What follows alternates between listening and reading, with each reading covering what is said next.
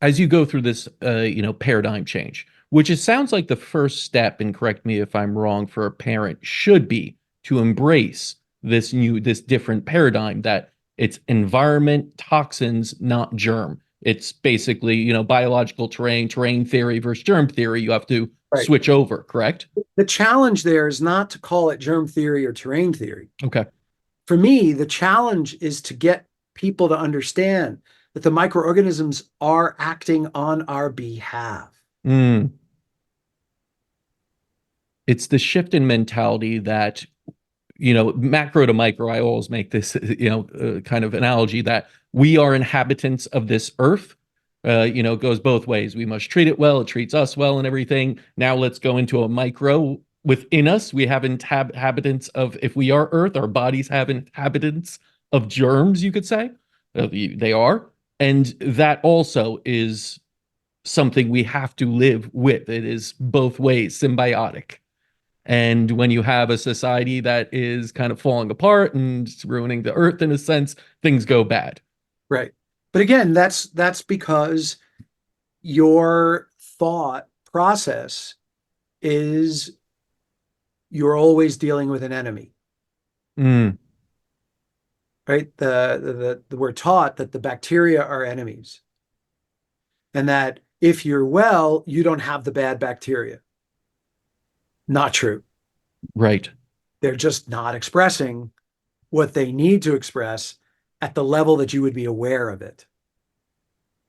And so the idea is not to suppress what the body is doing naturally. The idea is to support what the body is doing naturally. And in my experience of doing this over the 20 whatever years I've been doing it, I mostly have to get parents to have the experience in the new way of treating their children for them to go, I can do this. Mhm. And then there's the constant check in and back and forth, reassurance, support, so they understand that the children are getting sick because they need to.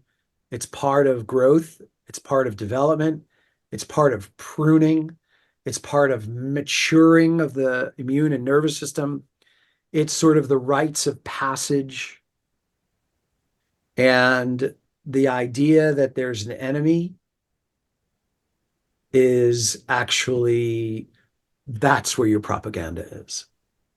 And the idea that breeds the actions such as antibiotic use, hand sanitizer, just sterilization of everything with chemicals that are toxic, right? Spraying everything down with your Lysols and everything else like that, that are creating a toxic environment for the child, correct? Correct. That's Correct. probably one of the biggest switches is to Right. rid your mind of that idea, which is false, and then start to implement based on the new idea that these are actually good things for you and stop trying to kill them. Right.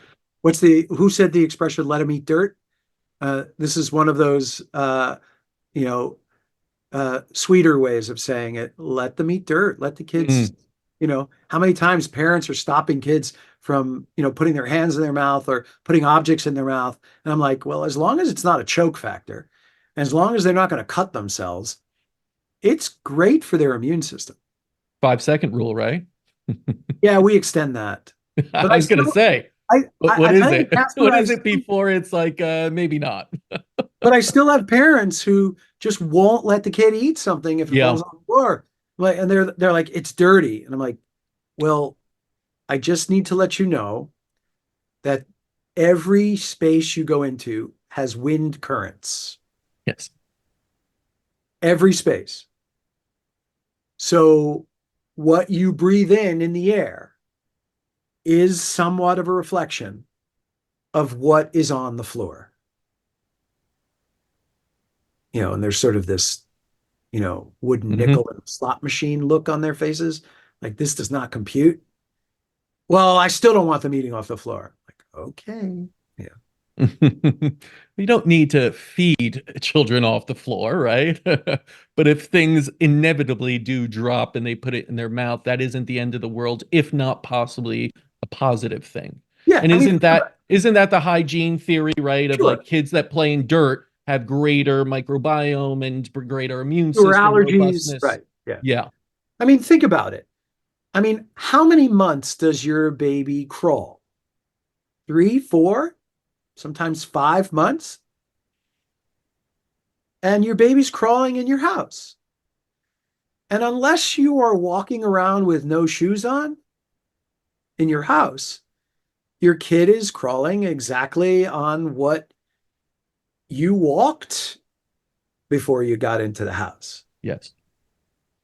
So again, there's this. I'm not saying, literally feed your kid dirt in a cup.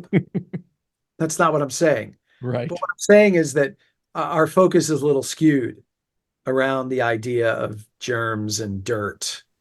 Um, I think it's really difficult, Casper, for people to wrap their heads around the fact that bacteria actually are working in our favor.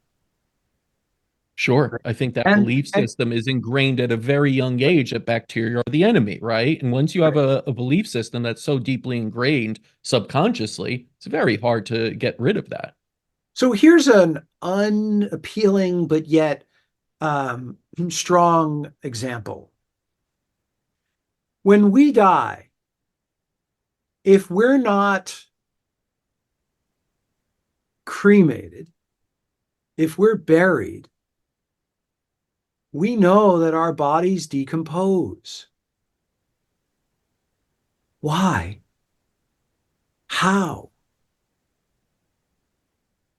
And that is that the bacteria that remained on the linings of our body actually chewed up, essentially, all of our tissue. And so, why? Because there was no oxygen at all. And so, what does that say about the importance of healthy cells when we're alive? So, if you don't want the bacteria to invade your body and chew you up alive, keep yourself well oxygenated, Mm, which means obviously exercise and proper breathing. But if you feed your cells crap, you diminish oxygen to those cells because those cells go into a stress response and they become weaker. So, in that case, yeah, there are germs that are responsible for potentially chewing your body up. So, if you treat your cells properly and don't reduce oxygen and give it crappy nutrients, then the bacteria living on you will continue to help you stay well until you have no more oxygen. And then you will decompose. It's so clear in my view. Like, if you die, your bacteria will start to destroy you, they'll mhm. decompose you. So don't provide the setting for your body to die while you're alive. Yes.